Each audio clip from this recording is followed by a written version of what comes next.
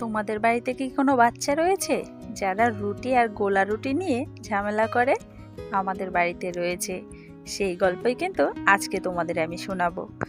এই শীতকালের সকালটা যদি এরকম রোদ ঝলমলে হয়, তাহলে বাকি দিনটা কিন্তু এমনিতেই সুন্দর হয়ে যায়। সকালে রোদ লাগিয়ে নিচ্ছিলাম গায়ে কিছুক্ষণ।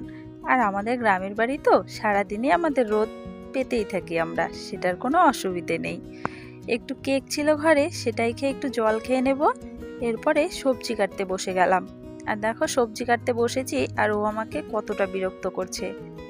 আমি কি সবজি নিয়ে এসেছি সেটা ওকে দেখতেই হবে, আর আমি দেখতে দেব না। এই নিয়ে যুদ্ধ চললো খানিকক্ষণ। তারপরে ফাইনালি ওদেরকে দূরে সরিয়ে আমি কিন্তু আমার কাজটা করছি। কালকের কিছু ছোট মাছ রেখে দিয়েছিলাম, সেই মাছটাই আজকে রান্না করব। আজকেও কিন্তু চচ্চড়ি করব, কারণ ছোট মাছের চচ্চড়ি খেতেই ভালো লাগে অন্যান্য সব রেসিপির থেকে। হ্যাঁ, যদি আরেকটু বড় হতো তাহলে কিন্তু ঝাল করলেও ভালো লাগতো, কিন্তু যেহেতু একদমই ছোট, তাই সব রকম সবজি দিয়ে আজকেও একটু চচ্চড়ি করব। তবে হ্যাঁ, কালকের মতো মেখে নয়, আজকে অন্যরকমভাবেই করব। মাছটা ভেজে নিয়েছি। তেলের ওপরে কুচনো পেঁয়াজটা দিয়ে খানিকক্ষণ নেড়ে চেড়ে কেটে ধুয়ে রাখা সবজিটা দিয়ে দিলাম। এরপরে পরিমাণ মতো নুন হলুদ। কালকের তরকারিতে কিন্তু নুনটা একটু কম হয়েছিল, তাই আজকে একটু হিসেব করেই নুনটা দিলাম। চলো ঝটপট রান্নাটা সেরে নিই।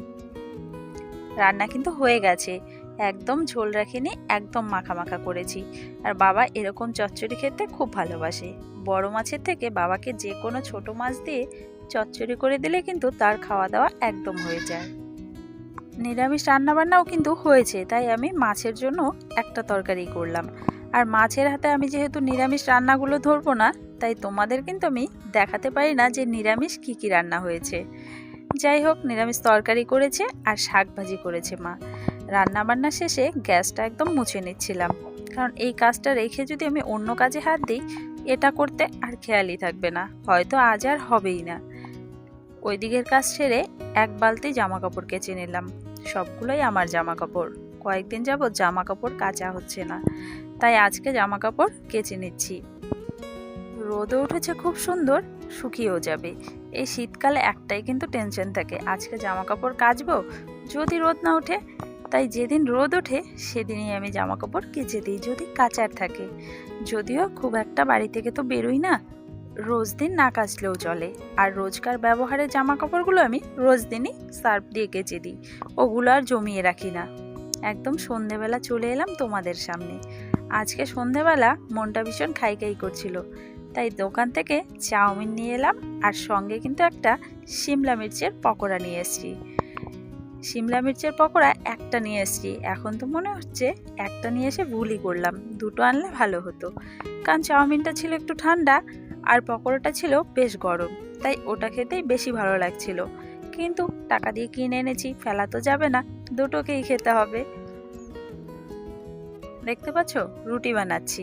কি হয়েছে বিষয়টা, বাবা খেতে ভালোবাসে রুটি আর মা ভালোবাসে গোলা রুটি। এবারকার আটাটা খুব সুন্দর দিয়েছে, তাই ওগুলো দিয়ে মায়ের ইচ্ছা মা একদিন গোলা রুটি খাবে। আমি দুদিন করেছিলাম গ্যাসে, কিন্তু ওটা তো মা খায়নি, তাই আজকে মায়ের ইচ্ছা হয়েছে গোলা রুটি খাবে। বাবাকে জিজ্ঞেস করতে বাবা বলছে আমি গোলা রুটি খাবো না, আমি রুটি খাবো। এই নিয়ে তো দুজনের মধ্যে মন খারাপ। ঠিক আছে চলো, দুজনের আবদারই আমি রাখবো। ছেলে মেয়ে যখন আমার, আবদার তো আমাকেই রাখতে হবে, তাই না বলো? তোমাদের বাড়িতেও কি এরকম ছেলে মেয়ে রয়েছে যারা এই ছোট ছোট জিনিস নিয়ে আবদার করে? মা বলছিল শোর, আমি বানাই আছি না, তোমার যখন খেতে ইচ্ছে করছে আমি বানিয়ে দিচ্ছি গরম গরম, তুমি খাও। তুমি খাওয়া দাওয়ার পরে আমাকে বানিয়ে দিও, আমি তারপরে গরম গরম খাবো। আর গোলা রুটি খেতে কিন্তু আমিও ভালোবাসি। আমাদের বাড়িতে দুরকম লোক রয়েছে। চলো ভিডিওটা তবে এখানেই শেষ করছি। ভিডিওটা ভালো লাগলে লাইক কমেন্ট করে দিও।